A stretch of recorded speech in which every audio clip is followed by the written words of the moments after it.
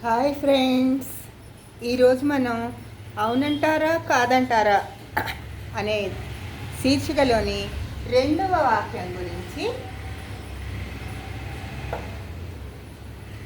మాట్లాడుకుందాం. చింత పోతున్నదని చింత వచ్చే.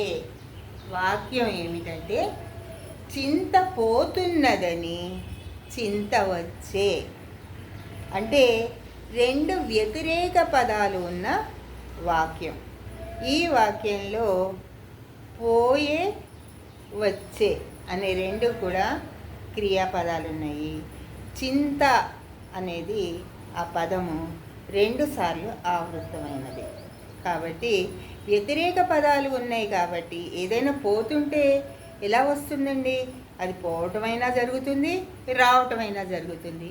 కానీ చింత పోతోందని చింత వచ్చింది అంటున్నారు. కాబట్టి ఈ వాక్యము తప్పు అంటున్నారు అందరూ. కానీ మనం ముందర చెప్పుకుంటున్నట్టుగా ఒక పెద్ద ఆవిడ ఉంది. ఆవిడ వచ్చి అది కాదురా, తెలుగు భాష చాలా తీయనిది, తెలుగు భాష చాలా తెలివైనది, కాబట్టి ఇంకొంచెం ఆలోచిద్దాము అంటూ ఈ చింత అనే పదం యొక్క విశిష్టతని, ప్రాధాన్యతని తెలుపుతుంది. ఇది ఏంటంటే ఒక చింతల తోపు, అంటే పెద్ద తోట, చింత చెట్ల తోటతో ఉన్న ఒక రైతు ఆ చింత పండుని అమ్ముకుని, చింతకాయల్ని అమ్ముకుని ఆ చింత చెట్టు నీడలో గుడిసె వేసుకుని ఉండేవాడనమాట.